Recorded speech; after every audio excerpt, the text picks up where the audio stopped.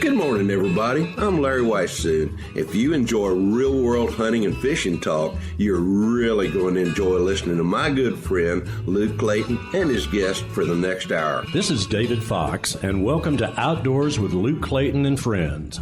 Luke has been a recognized outdoors writer for the past 3 decades and writes for a host of outdoor publications. Luke pens a weekly newspaper outdoors column that appears in over 40 Texas newspapers. Luke is on the pro staff of Pyramyd Air, your one-stop shop for everything air gun related. Smokin Tex electric smokers and AGM Global Vision, maker of an awesome line of thermal hunting scopes and spotters. Feel free to contact Luke through his website, catfishradio.org. Now let's join Luke and his guests for this week's show. Well, friends, guess what? Mr. Whitetail is at deer camp in Kaufman County.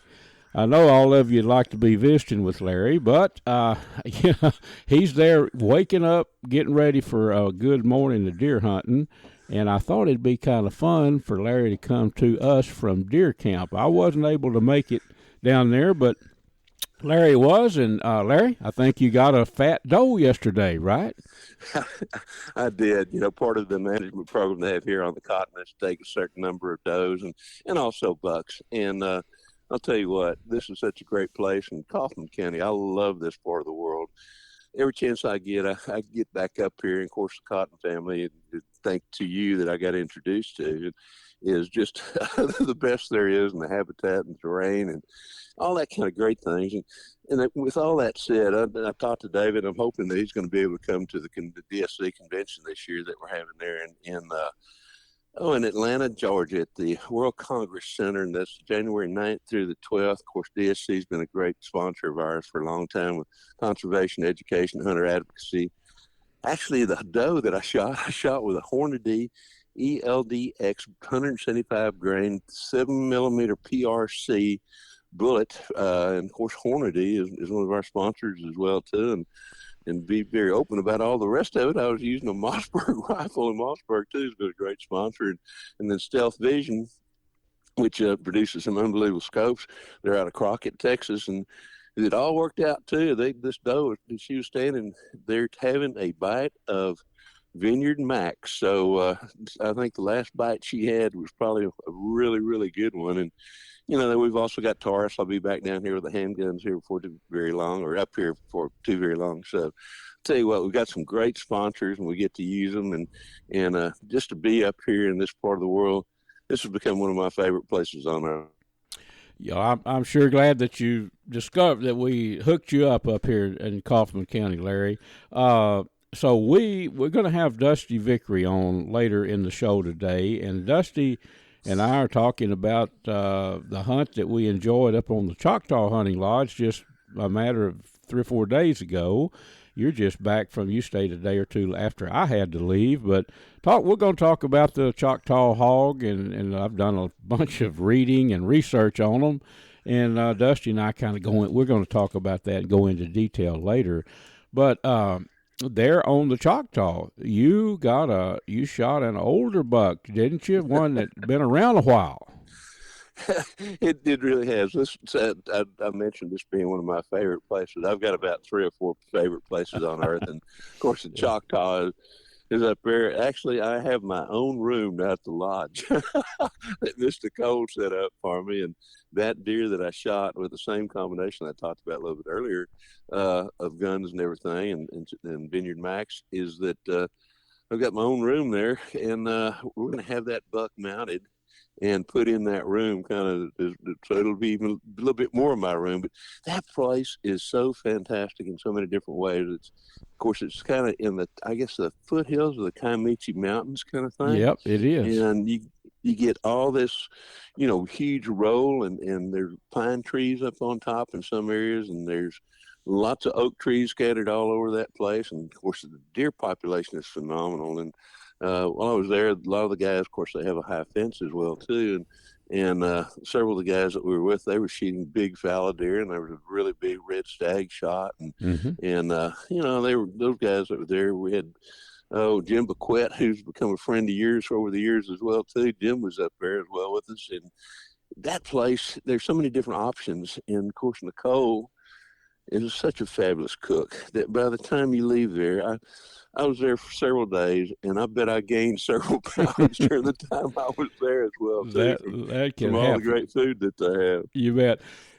Folks, ChoctawHuntingLodge.com. Larry mentioned a high fence. Do not let the word high fence trick you up.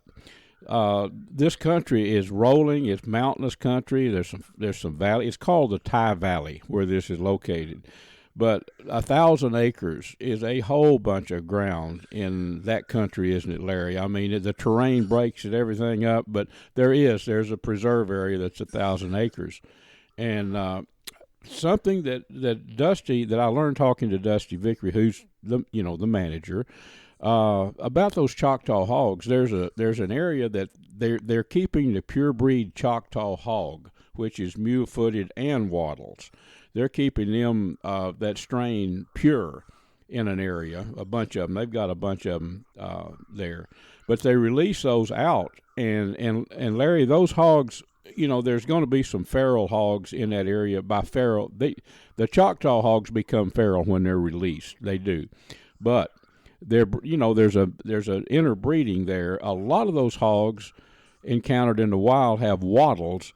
Not too many of them have the mule foot, but the ones I got to hunt, the one I got to shoot that you filmed, did have the mule feet. And Joe Parker with All American Taxidermy is going to make me like a gun rack, showing those little hooves. To me, that was just a major trophy. Something I've wanted to do a long time is get one of those. And I've got to meet there at Kuby. So you and I both, and our buddy Jeff Rice, when we're to get together, we're going to have some good sausage made out of that Choctaw mule-footed hog. Larry, one thing I want to mention, I don't think I've even told you this, but I grew up south of the Red River, maybe 15 miles in Red River County. You know that. So we would go fishing in southeast Oklahoma. When I was a boy, and this goes back to the late 50s, when I was a whippersnapper, we'd go over there, and I'd see these little tracks in around the sand along the edge of pond, rivers and stuff that we fished, little lakes that we fished up there for catfish. And I asked my dad, I said, "What is there? Baby donkeys up here? What is this?" He said, "I hear." He didn't know much. He knew a lot about domestic hogs, but you could probably write a book what he didn't know about the Choctaw hogs back in those days. He said, "Well, I hear these are called mule-footed hogs up in this southeast Oklahoma." And I remember back in the 50s, Larry, you would encounter wild hogs quite often. But I never really linked it all up that these were Choctaw hogs back in those days. So, well, yeah, it's my understanding that those hogs were brought over by the Spaniards, and, excuse me, and into that southeastern part of what's now the southeastern part of the U.S. Mm-hmm. and having been to Spain, and I can't remember what they call they'll cure a ham, basically just cure it, hang it, and cure it for about 6-8 years, and then they'll do little shavings of it, and it is out of this world good. And a lot of those, the prime one as far as they're concerned in Spain is that mule-footed hog, and with a black color. And they leave the hoof on so they can prove that yes, this was a mule-footed hog. And I can't remember what they call them there. It's a special name that they use for that particular style of hog, or breed of hog, if you will. And of course, when they brought them over, they kind of released in that area where the Choctaws were, and so that's how they became the Choctaw hog. Yeah, down in Mississippi, southeastern Mississippi, where the Choctaw tribe headquartered there. In 1831, the Trail of Tears, the government, I thought it was a huge atrocity, but the Trail of Tears, they had made those folks move out to the Indian Territory, and where we hunt, the Choctaw Lodge there, that's the heart of Indian Territory. So they brought some of those pure breed hogs. Yes. They would use those hogs like people when you and I were boys. In Red River County, they would cut hogs loose in the fall, let them eat, fatten up on acorns, and then they'd build catch pens. I remember running into one of those catch pens back in the woods. Yeah, it made out of logs, and so they'd pen them with stock dogs and all. Of course, some of them got out. They didn't get them all, but most of them they'd get. Then they'd fatten them on corn and butcher them. But that's the unique thing in southeast Oklahoma, up there around the Choctaw Lodge, is the fact that there are the strain of the Choctaw mule-footed hog is strong still. The traits are, but not everyone in the wild. Every hog you shoot will have, the mule foot is still kind of a rare thing, except the instance like where they have those pure breeds that I got to hunt. But the wattles, Dusty told me it's quite often they see those, the wattles on those hogs. So it all goes back to, I guess, back to the Spaniard explorers way back there,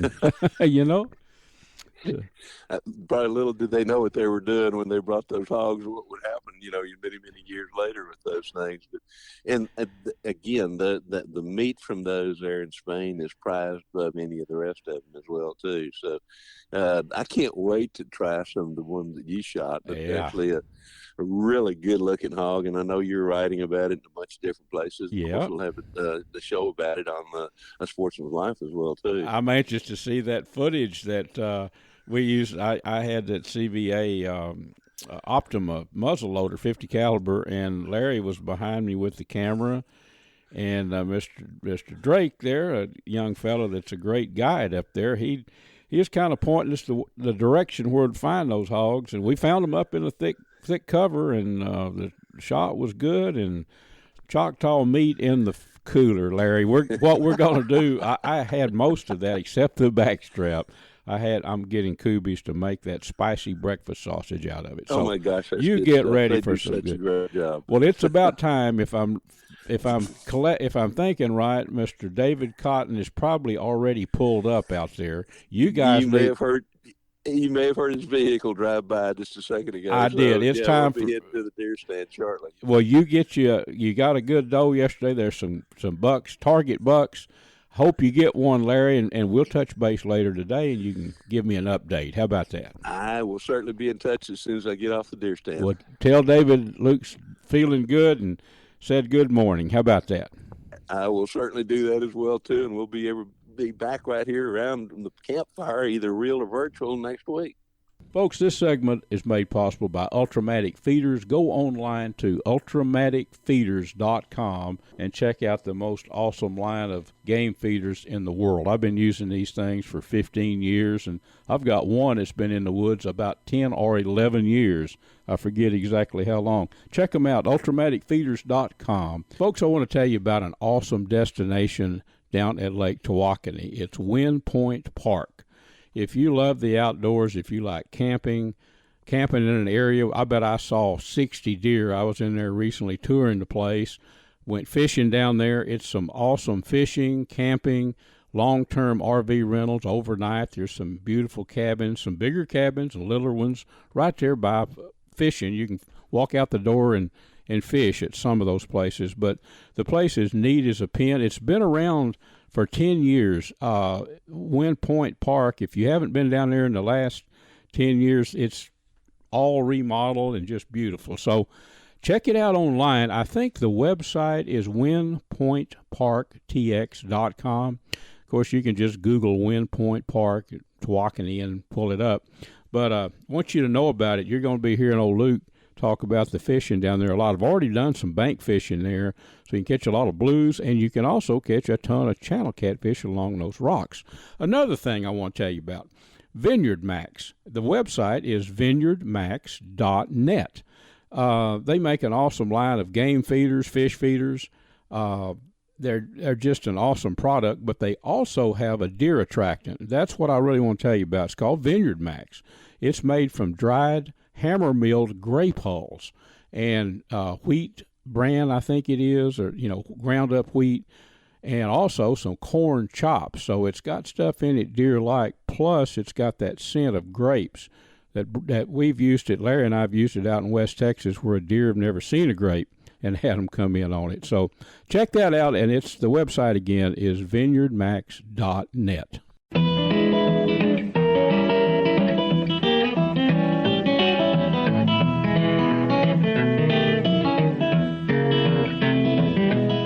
Folks, this segment is made possible by Smokin Tex electric smokers that I've been using a long, long time, CatfishPro, catfishing baits and catfish supplies, Ultrimatic Feeders, and AGM Global Vision, maker of the spotters and thermal scopes that I hunt with.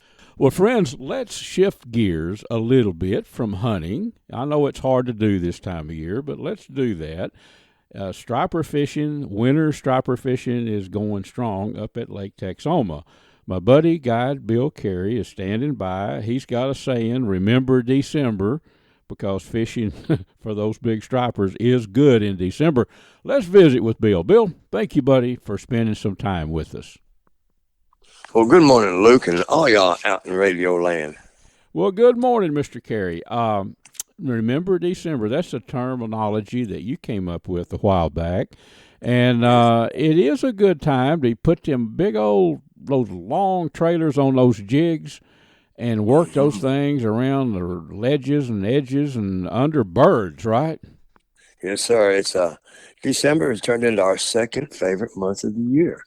I tell people there's no doubt it's getting warmer, and I call it the peak of the fall season. You get both of the best of worlds. You get numbers and size, and that's pretty crazy. It's a winning combination, Bill.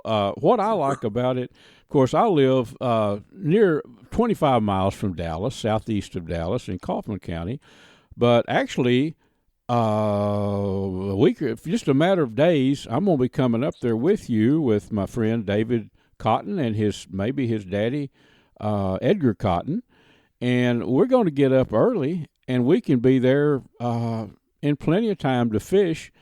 Say if you live within a couple of hours or 2.5 hours of Texoma, this time of year, what I'm getting at, you don't leave at the break of day necessarily. That's right. That's right. You don't have to do that, what I call ice on the eyes of your fishing out here. Yep. These fish bite you all day long when the water cools down.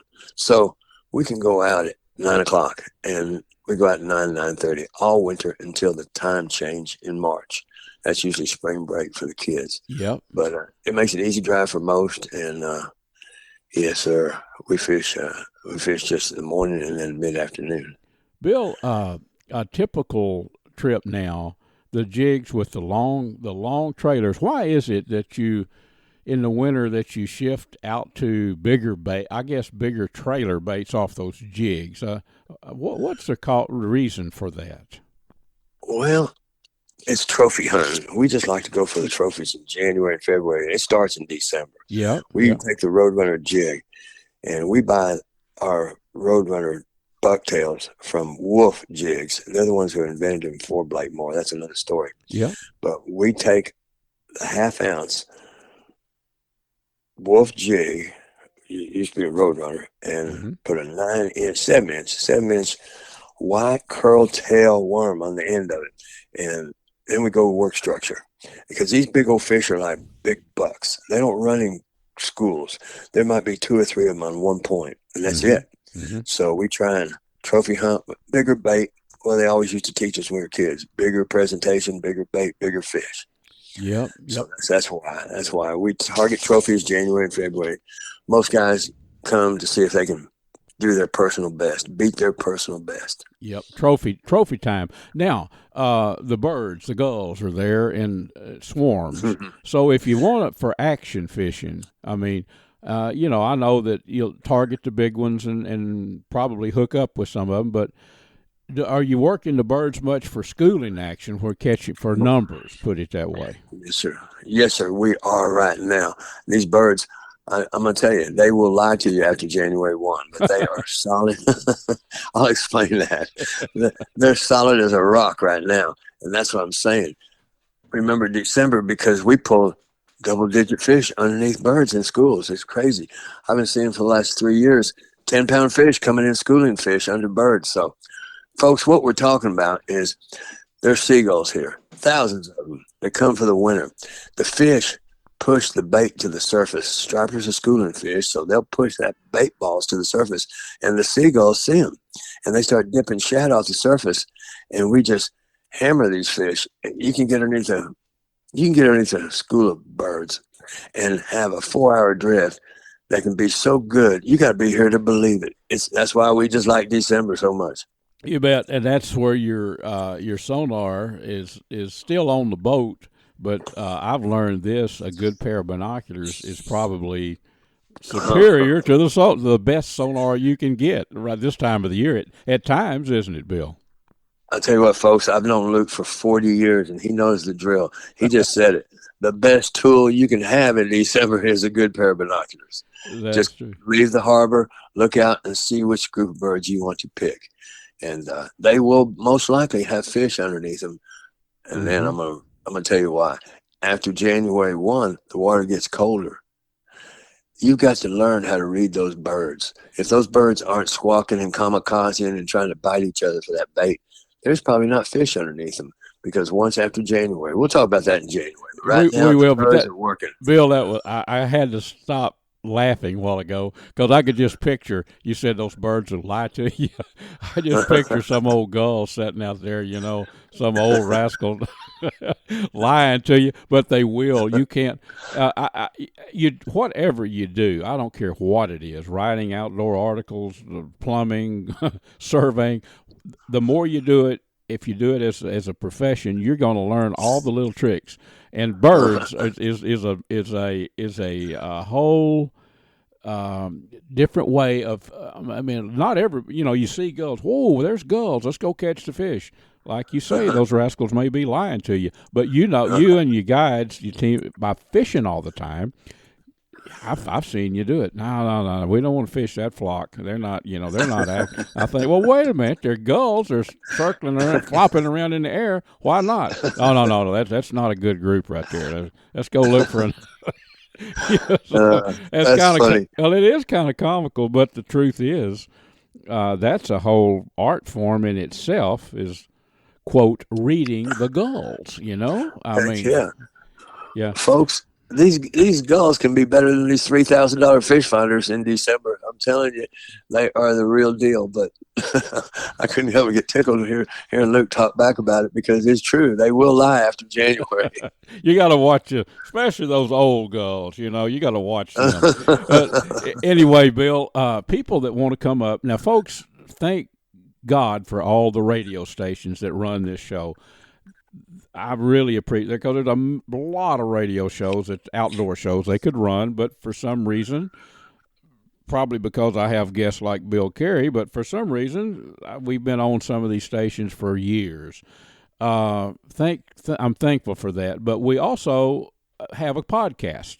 This show becomes a podcast after it airs on all the radio shows. It's out Catfish Radio with Luke Clayton and friends. So there's all kind of ways you can listen, and I always think about some old boy up in Maine or Idaho, Bill, listening to this show, and what is Luke talking about? Lake Texoma, where is that? Or whatever I'm talking about down here in Texas that we're all real familiar with. So I like to, let folks know Lake Texoma is on the Texas-Oklahoma border, friends, and it's about a little over an hour north of Dallas.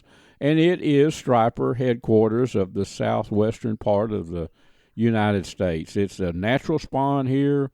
There's no better place to go fishing. And in my opinion, no better guide service than Striper Express. Bill and I have been friends for 40 years. Make no bones about that.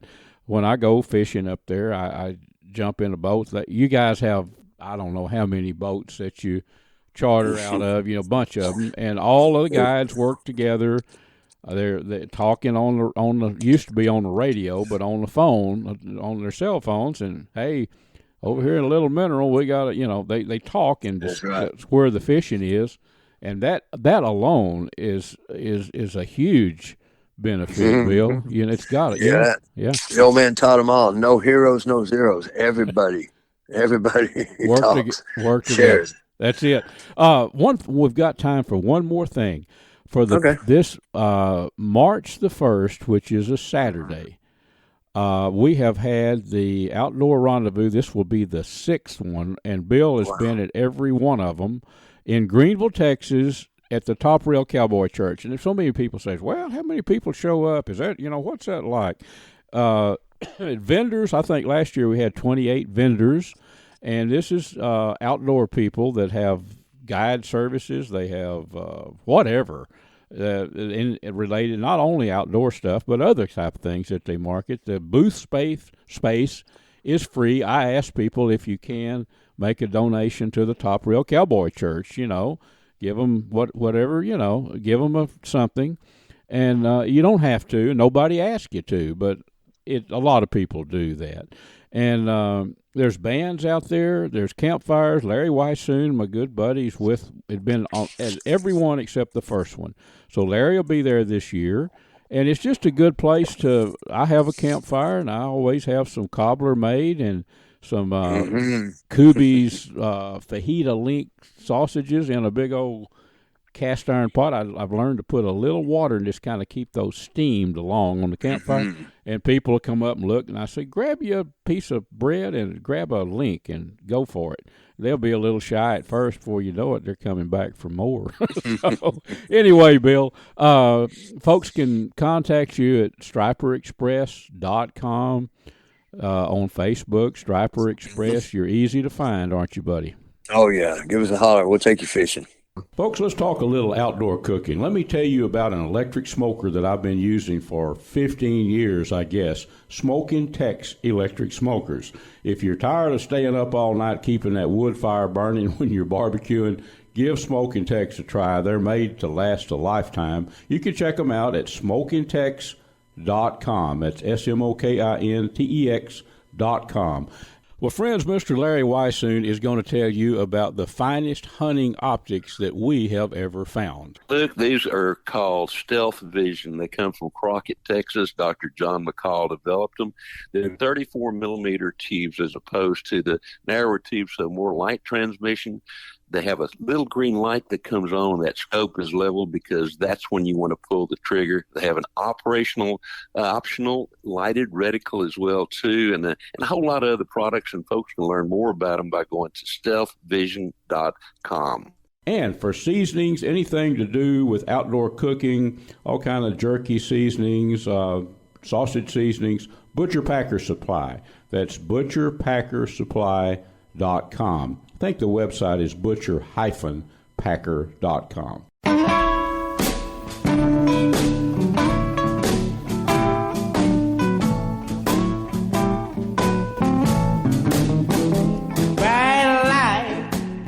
Friends, this segment is made possible by Platinum Cadillac and Chevrolet in Terrell, Texas. Stop by and visit with my buddy, Mr. Justin Rudd, and his team of experts, and let them put you in a new Chevy pickup or a Cadillac or whatever you might be in the market for. Also, the Choctaw Hunting Lodge up in southeast Oklahoma. Check them out at ChoctawHuntingLodge.com. Also made possible by Pyramyd Air, your one-stop shop for everything airgun related. Well, friends, I just returned from some awesome hunting up in southeast Oklahoma at the Choctaw Hunting Lodge. Now, this whole thing encompasses, it's the Choctaw Nation land, somewhere give or take 40,000 acres of beautiful mountain land. Well, Mr. Dusty Vickery is our guest, and we're going to kind of rehash the hunt that we enjoyed, and I want to talk a little bit about the Choctaw Mulefoot hogs. Dusty, thank you, buddy, for spending a little time with us. I know how busy you are right now. Oh, no problem, Luke.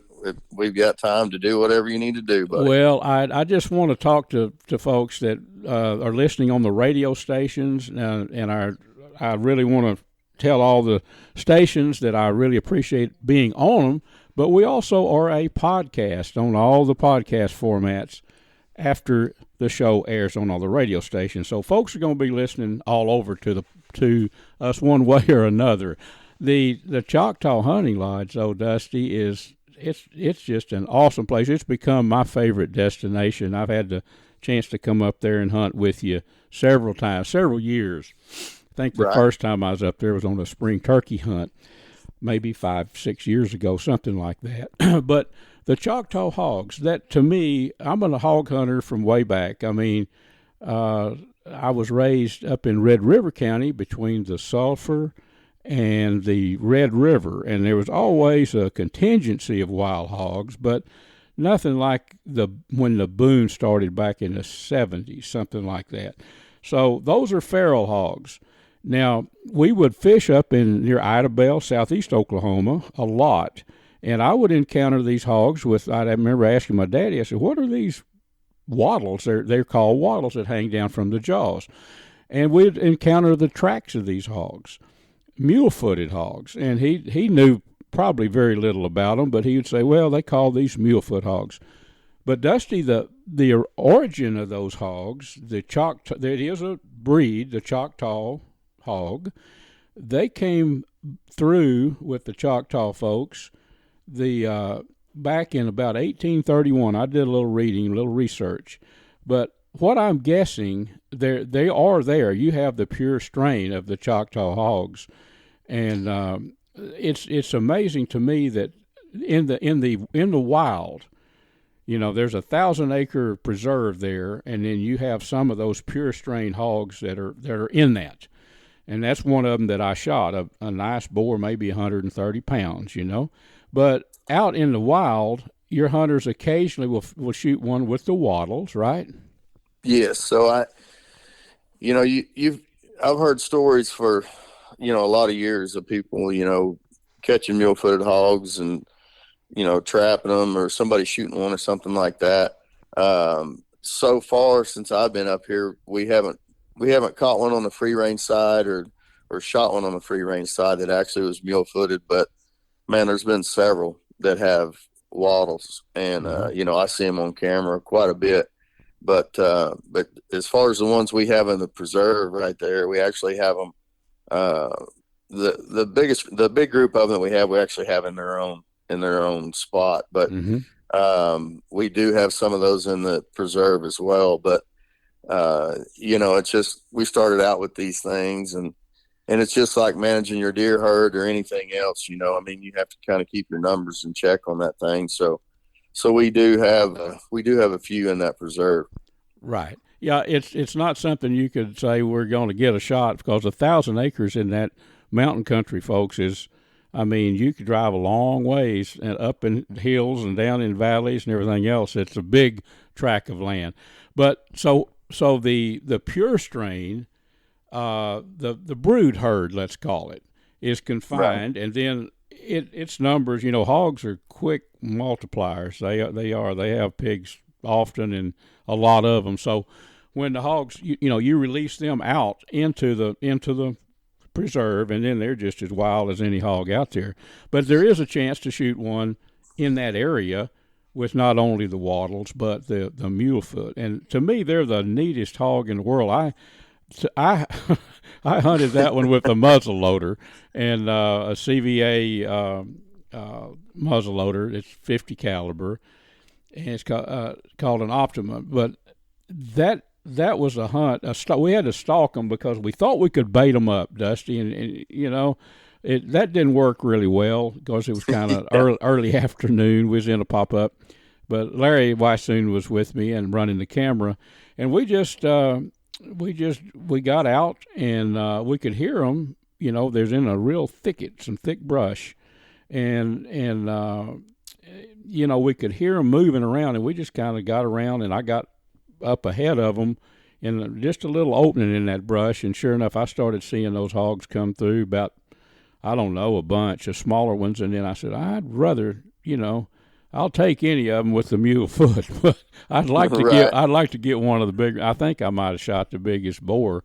And those hogs by nature are not huge hogs. No, they're really a little bit smaller. Mm-hmm. I've seen some of them that we've had in there, get to pretty decent size, but for the most part, those things are just a little bit smaller than your typical feral hog. So yep, this was a grown boar. You could tell by looking at the tusk, but I don't think he probably weighed more than maybe 130 pounds, just a wild guess. It wasn't a great big, but I've had people comment, oh, that's a big one. I said, well, it's probably a big one for a Choctaw hog, but right. I cannot wait. I've read so much about those hogs. The flavor of the meat is supposed to be second to none in regards to pork. So I actually dropped that one off at Kuby's. It's a meat processor here in Dallas, and they do excellent work. So can't wait to get some of that back and put it on the old smoker, Dusty, and You know, you could, if you do that, you could bring me some of those tacos that you had one time before. If you do get a chance, you could run some of those up here to me. You know that I will. Yeah, I will do that. And what I want to do is come back and try it again. I don't know if lightning will strike twice in the same spot, but try it with an air gun. You know, this time maybe actually bait them in, you know, for like a 30-yard shot. It's fun hunting them whether you get them or not. So let's educate everybody that might be new to your part of the world up there in southeast Oklahoma, Dusty. Give or take the whole Choctaw Nation land up in there, I'm guessing around 40,000 acres. Am I right? So give or take? Yeah, so where we're at, they actually own 44,000 continuous acres, and the Indian Nation Turnpike splits that thing. So we're the hunting lodge itself is set up on give or take 22,000. And then the other part of the ranch, you know, is on the other side over there, and that's where they run the headquarters of the cattle ranches over there, and they do some deer leases and different things like that on that piece of the property. But everything that we do is up here on this 22,000. Yes, sir. And folks, it's a beautiful lodge up there, and they have events not only, you know, during hunting season and throughout the summer, hog hunts and all that, but it's also a place for any kind of family get-togethers or big weddings or events, and you guys do a lot of that too, don't you, Dusty? We do. We've actually got more weddings on the schedule now, you know, for the summer right there, and we rent that thing out. There's, as far as, you know, summertime, I mean, there's a lot of lodge rentals in the summertime anymore. You know, it could be a weekend thing, or, you know, people want to have family reunion type things, stuff like that. But, man, we do a lot of lodge rentals in the summer now. It's really becoming a big deal. That's true. Well, let's look at, of course, this is early December now. Let's look ahead as far as, I know after the deer hunts are over, you know, at that point, you do some hog hunts. So that would be an opportunity. And so you get up there and kill one without the mule feet, with the wattles. I mean, how many hog hunters have killed a hog with wattles? That's showing it is carrying part of that blood anyway, I would think. Yeah, right? I mean, we'll for sure kill a handful of them every year that have the wattles, but they're not mule footed. But you know, like I said, I see them on camera pretty regularly. Just, you know, there's a couple, 2 or 3 different groups that you'll see have in there. But I mean, we'll start in January. We'll start doing the bison hunts in early January and start the hog hunts at the end.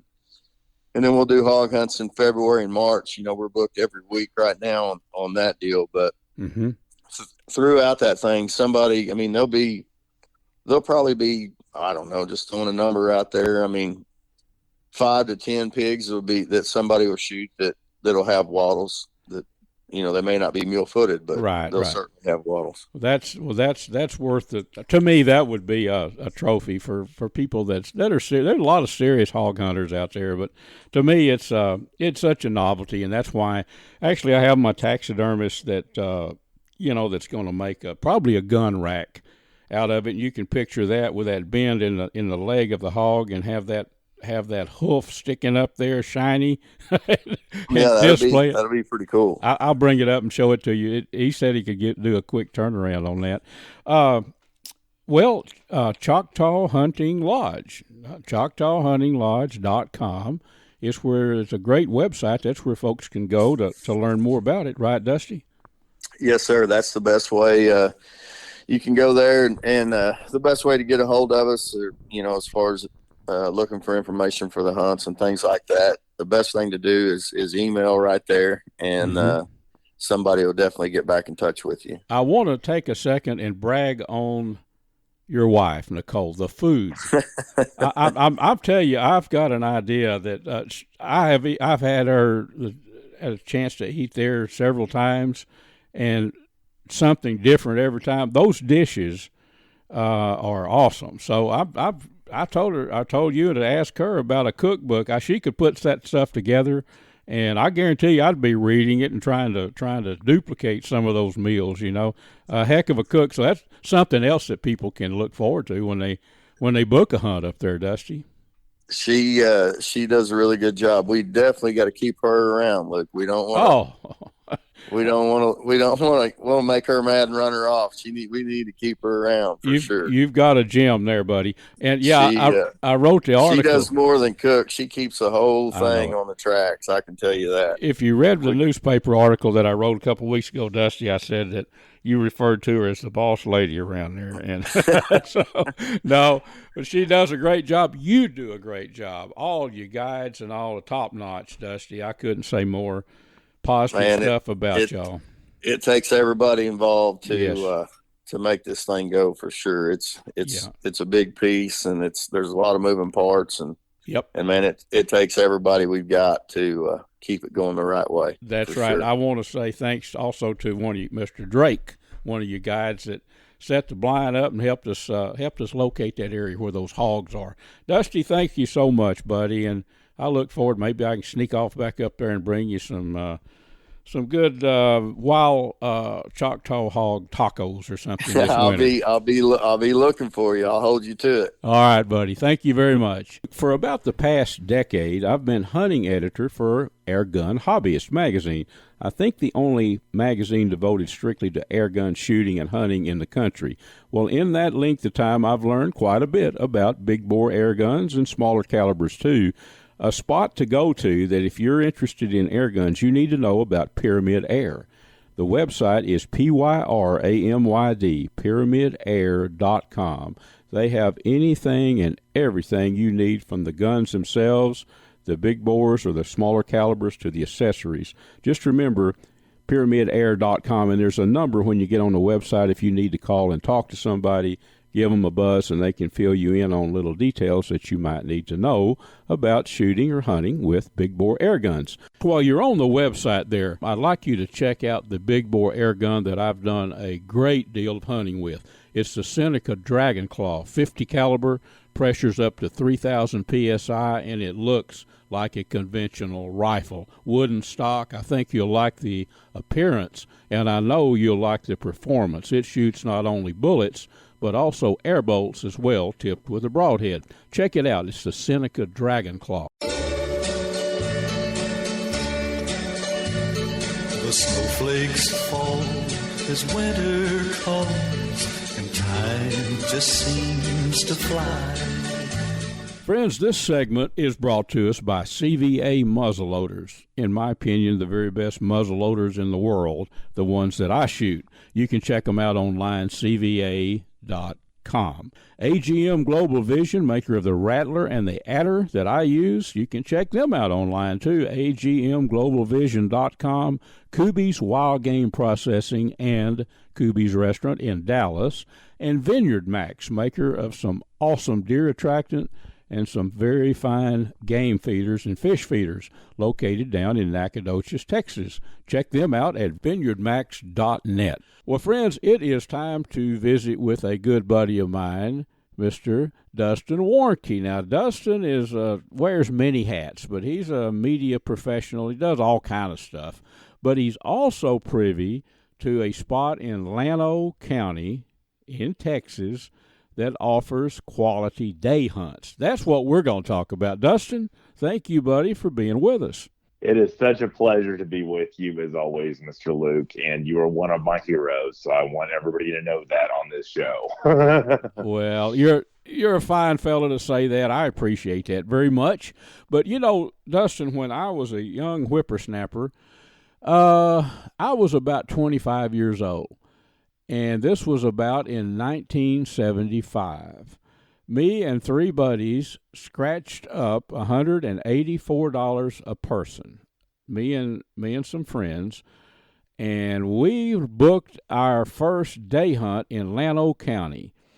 And I never will forget this. We had corned beef hash out on the camp stove. Even back then, I was kind of the designated camp cook, you know.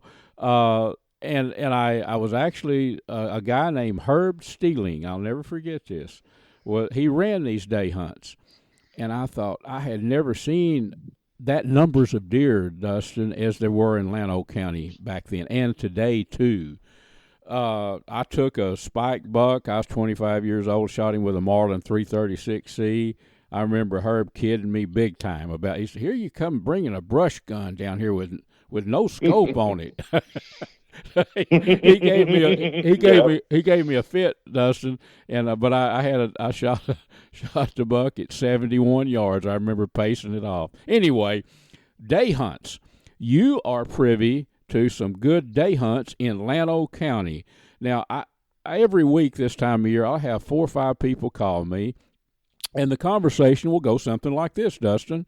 They'll say, "Luke, I don't have a lease, and I don't have thousands of dollars. I'm not looking for a 150 Boone and Crockett buck. I just want to hunt." And those places, like you're about to tell me about, are getting fewer and fewer. Tell us about the spot that's affordably priced down there in Llano County. Absolutely. What's really interesting is back when I started selling hunts in, I guess, circa 2006, we had a whole thing with, basically like we were doing like $150 or $100 a day hog hunts. And it was just kind of one of those things. You got your hog, you left, you kind of did your thing. And it was mainly what I always called working man's prices for working man's hunting, right? Yep. And what I mean by working man's is things that are affordable for the family, for a father and son, for, people to just go out and enjoy the outdoors, Yep. And basically I, sat down with a friend of mine, Danny Dusick is his name, and he's a Facebook friend of mine, but he's also part of my fishing ministry, Crosswater Outfitters. And basically him and I have been in that ministry for a while. We do events for wounded soldiers and stuff like that. So he said, "Hey, if you're looking for a great place to hunt, there's a group on Facebook that you can join. And there's a lady by the name of Maggie that runs this ranch out of Llano, Texas. And, I looked up her rates, and it was $150 a day hunt." Yeah. And I was like, this is like the old school when I started in 2006. It brought back memories of the excitement I had just telling people about affordable hog and ram hunting, because that's all we had. Yep. Back when I started working with that outfitter back in the day, it was an old deer lease, but it had been shot out, and I basically just wanted to. So this property is called the Wonderful Life Ranch. The lady's name is Maggie Wendell, and basically, so she calls it the Wonderful instead of the Wonderful Life. But basically, this is 489 acres, I think, or something close to that, about 400 and some change, almost 500 acres of low fenced Llano County. It's about 25 minutes out of the city of Llano, out of downtown Llano. And I went out there with my son at the time of this recording a couple of weeks ago, kind of mid, I guess, sometime in November. And basically just went out there, and I even sold her some cases of VINEYARDMAX because, I was like, you've got to try this stuff out. I know that's one of your sponsors and one of Luke's sponsors, one of Larry's sponsors. And I was like, man, you really got to check this out. I told her all about it. It's all natural and everything like that. And we put it out, and we didn't see anything the first night. I let Jackson sleep in, my son sleep in the second night. Or the second morning that we were there, and basically, he just wanted to shoot a turkey, So I'll tell you how this works basically on the day hunt side. Okay, $150 a day. They have $25 primitive camping, and then so you can bring a tent or an RV or anything like that and park on one of their spots. You need to load up with all your own electricity, charge everything like that, because it's primitive. There's not a lot of hookups. They're developing this thing. Okay. And so, but basically for $150, you get your choice of a spike or a doe, whitetail, and or a turkey, or unlimited pigs, or during dove season, we're getting ready to enter late season, a dove hunt, for the day. And you could hunt if you wanted to all night for hogs if you wanted to. Her main rule is basically safety, safety, safety, right? So basically, you've got to make sure that you're communicating with the ranch manager. His name's Tim, and basically, make sure that they all know where you're going when you're, to keep everybody safe. So that way, nobody's in and out of a blind when they don't know who's transporting on the ranch. I like that a lot. Yeah. Yes. And the other thing is that you want to make sure you try to stay out there, because being 25 minutes away from town, and I think it's on FM 2323, which is one of the roads that goes out of Llano. There's a lot of wildlife on the road, at night. And I've been seeing deer all over the place because the rut's starting at the time we're recording this, Yep. And basically, it's just like it's just wild right now. I'm seeing deer cross in front of me all over the place. City, country, doesn't matter where I'm going. I've been traveling a lot lately. And it's just wild, And so basically they say, hey, we want you to hit a deer with your gun or your bow, not with your vehicle, So it's nice to stay out there the night before you start hunting, and that's very affordable. Yep. Good. Well, so $150 now, and you can the spike or the turkey or the doe or the hogs. Now, as far as it's hunting. I mean, if you start trying to predict a hunt, it's a challenging endeavor. But are your chances pretty good of seeing deer there? I mean, on your hunt? They are. I mean, so I'll give you a little bit of anecdotal story. Jackson didn't see a turkey where we sat. That's what he was after. But basically, we left corn on the ground. We put some VINEYARDMAX out, and the hunter I passed on the way that was coming in with the ranch manager to show him where the stand was.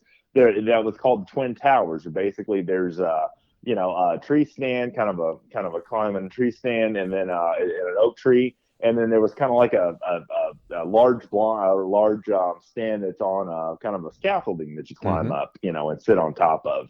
And so Jackson wanted to sit on top of the scaffolding. He did that. We hunted for a couple hours here in the middle of the day, just seeing if anything's going to move, Yep. And then he said, I had to get him back home and everything like that. So he had school the next day. So I headed out of there before the evening hunting time, about 3:30. About the time that I figured that they were going to put another hunter there. Yep. And I passed that hunter. I passed the ranch manager, and I said, guys, I said to both of them, I said, guys, that place is baited. I said, I've got corn on the ground, and I've got VINEYARDMAX all over the place. And I said, be ready, okay? And not too long after that guy got on that set, he shot a spike that night. Oh, before dark. Yeah, right.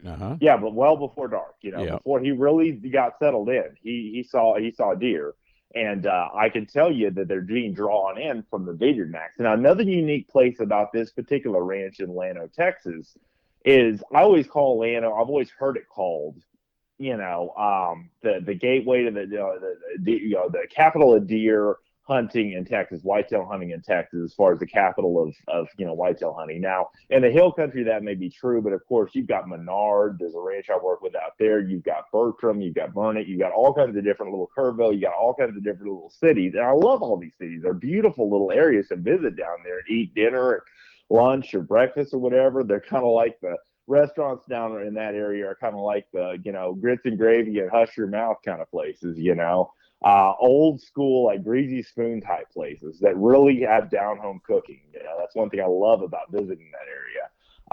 And we ate at a place downtown Llano, and so I'll give my number at the end if anyone wants to ask me any direct questions about this. But it was some of the best food that we have had in the hill country, period. And my son said they were the best tater tots. They were better than Sonic tater tots, he thought. So I was like, whatever, Awesome. He loved it, Yeah, so. You bet. That's just a sideline to the hunt in the hill country. It's a lot of neat stuff to see. So Absolutely. People that are listening that are looking for a place to hunt, folks, I'm gonna if you happen to send me an email or whatever, I'm gonna send you to Dustin here. Yes. If you're looking for an economical hunt with a good chance of getting game in a beautiful part of Texas. So this is going to be where I send people. Do they call to book a hunt or for more information, Dustin? We've got a minute or so left. Tell me how that works. Sure, you can just call me directly. My email, or I'll give my email and my phone number. So I've got a very easy email for people to contact me at. That's Dustin@DustinsProjects.com. That's Dustin@DustinsProjects.com. 2 S's. Phone number is 512-497-7674. There's also some free range aoudad hunting out there.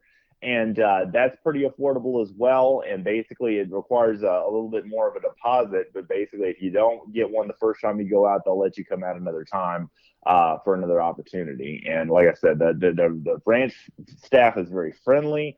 Everybody is absolutely incredible, and the atmosphere, just hanging around the campfire, like you and Larry talk about all the time, on this show. It's just magical being out there under the stars, kind of in the middle of nowhere. You bet it's just wonderful.